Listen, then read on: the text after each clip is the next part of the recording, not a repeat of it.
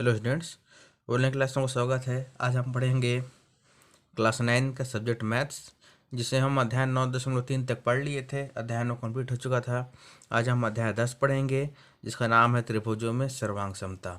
तो त्रिभुजों में सर्वांग समता क्या होती है? तो पहले हम सर्वांग समता को देखते हैं कि सर्वांग समता होता क्या है।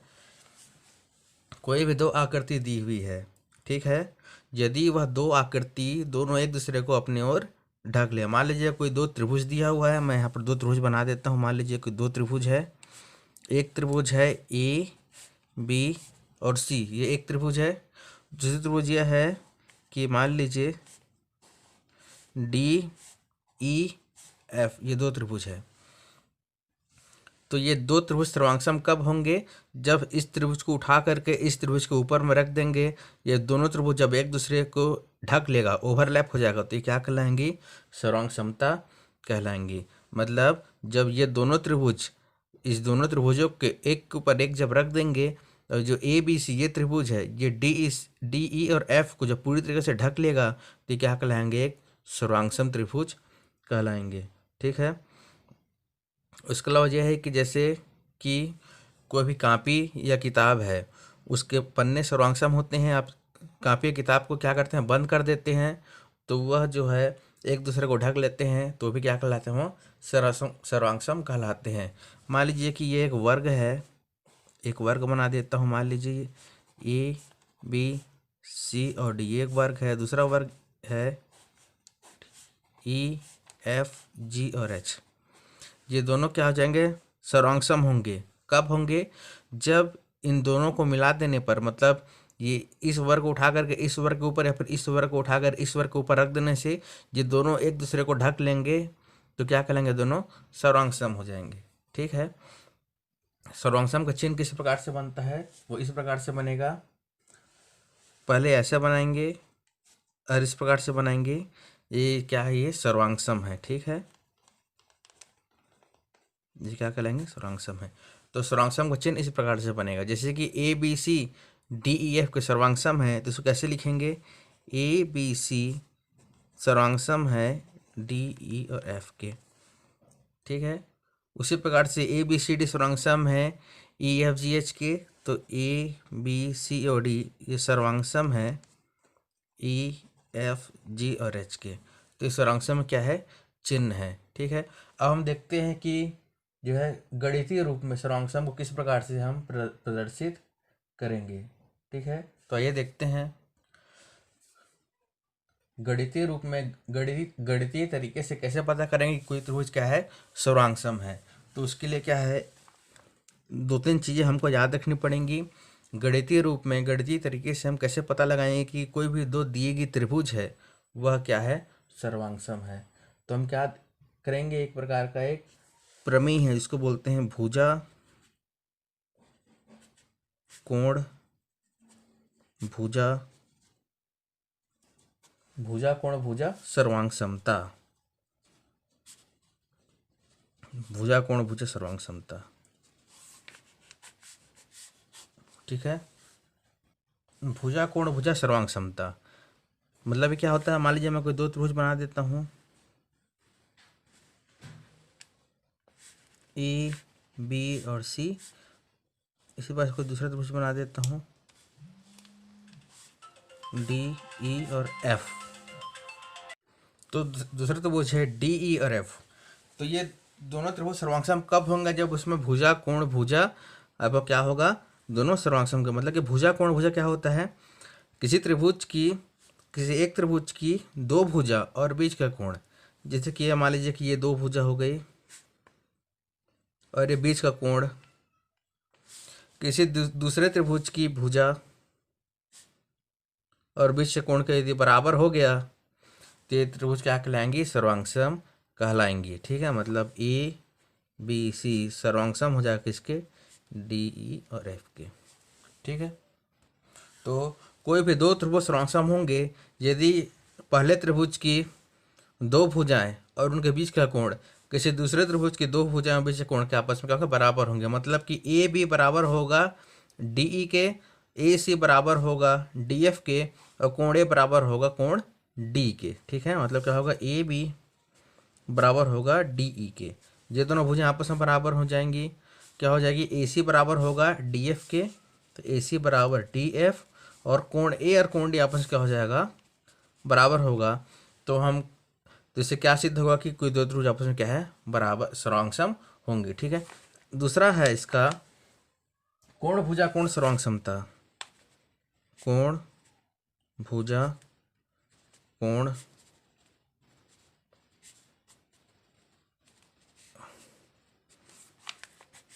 कोण भुजा कोण सर्वांग समता।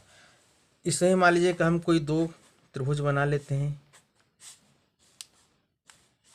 ये त्रिभुज है A B C D E F. अब कोई भी दो त्रिभुज सर्वांगसम होंगे यदि उनमें ये प्रमेय लगे, कोण भुजा कोण प्रमेय लगे, मतलब कि किसी भी त्रिभुज का कोई दो कोण, जैसे कि मान लीजिए कि ये कोण है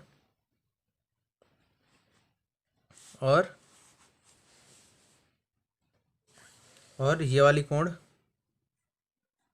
और उनके बीच की भुजा, दूसरे त्रिभुज की भी ये वाली कोण और ये वाली कोण और बीच की भुजा क्या है, आपस में बराबर होंगी। बोला कि कोण भुजा कोण क्या है, दो कोण और बीच की भुजा, इसमें दो कोण और बीच की भुजा आपस में बराबर होंगी। मतलब कोण ए जो है कोण डी के बराबर होगा, कोण ए बराबर कोण डी,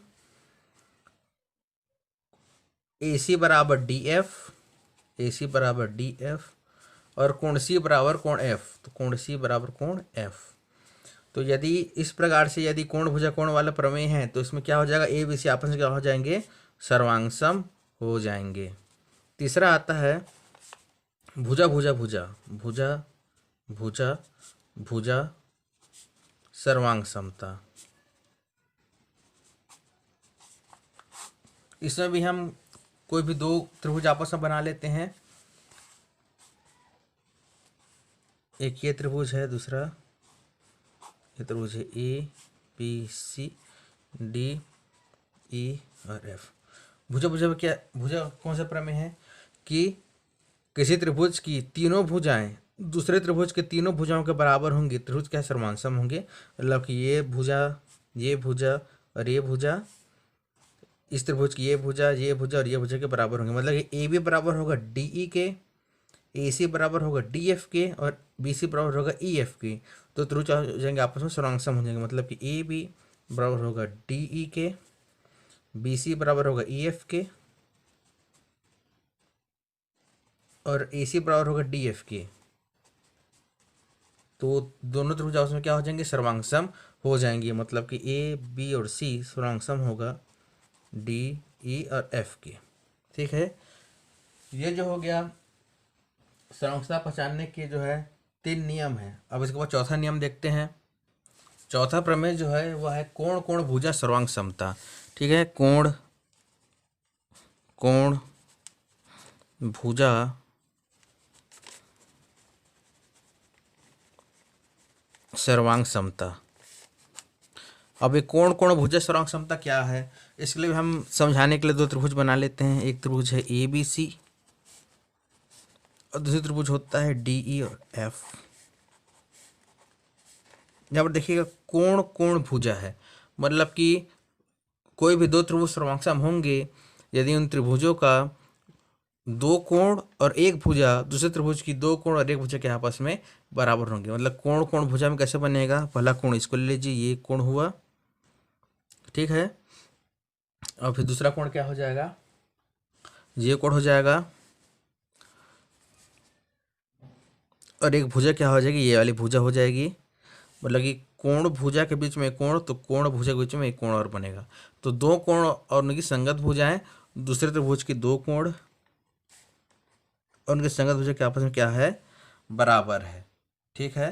तो इसमें क्या हो जाएगा, कोण ए बराबर कोण डी, कोण ए बराबर कोण डी, कोण सी बराबर कोण एफ, और बी सी बराबर ई एफ। यदि बराबर हैं तो ए बी सी आपस का हो जाएंगे, सर्वांगसम हो जाएंगे। मतलब कोई भी दो त्रिभुज आपस सर्वांगसम होंगे, कब सर्वांगसम होंगे, जबकि किसी त्रिभुज की दो कोण और उनकी संगत भुजा दूसरे त्रिभुज की दो कोण उनकी संगत भुजा के आपस में क्या है, बराबर हो जाएंगे। तो क्या हो जाएंगे, वह ए बी सी क्या हो जाएगा, सर्वांगसम हो जाएगा डी ई और एफ के। ठीक है। पांचवा है समकोण कर्ण भुजा सर्वांग समता, समकोण कर्ण भुजा सर्वांग समता, समकोण कर्ण भुजा सर्वांग समता। देखते हैं सर्वांग समता क्या होता है। कोई दो समकोण त्रिभुज में, समकोण मतलब कि समकोण त्रिभुज होगा तो यह जो है समकोण त्रिभुज में लगेगा। तो कोई दो समकोण त्रिभुज में एक त्रिभुज का कर्ण व एक भुजा दूसरे त्रिभुज के कर्ण व एक भुजा के बराबर है तो क्या हो जाएंगे, सर्वांग सम हो जाएंगे। ठीक है, तो हम कोई दो समकोण त्रिभुज बना लेते हैं, इस प्रकार से बना लेते हैं।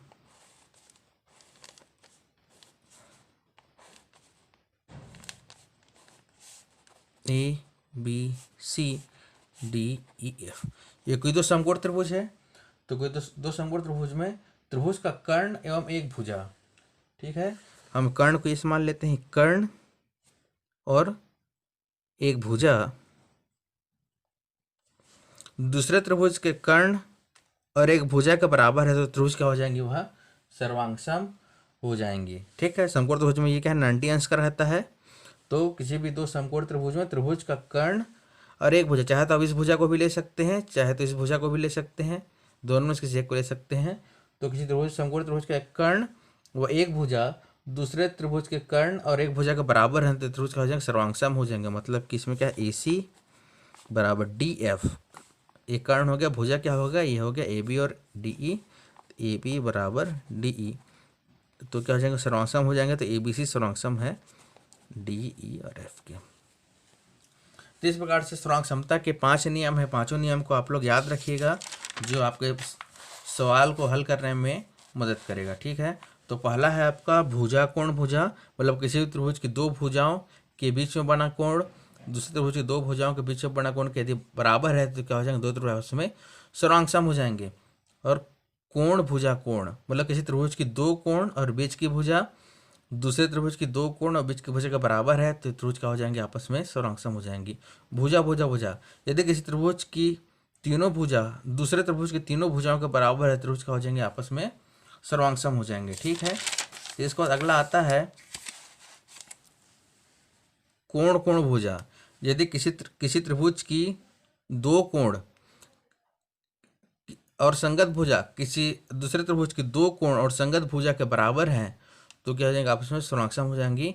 समकोण कर्ण भुजा सर्वांग समता, यदि कोई दो समकोण त्रिभुज है जिस त्रिभुज का एक कर्ण और एक भुजा किसी दूसरे त्रिभुज की एक कर्ण और एक भुजा के बराबर है तो त्रिभुज क्या हो जाएंगे, आपस में सर्वांग सम हो जाएंगी।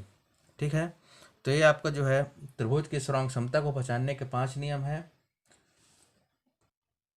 इसे अच्छे से प्रैक्टिस कर लीजिए। अगला वीडियो में प्रश्नावली 10.1 पढ़ेंगे, तब तक के लिए धन्यवाद।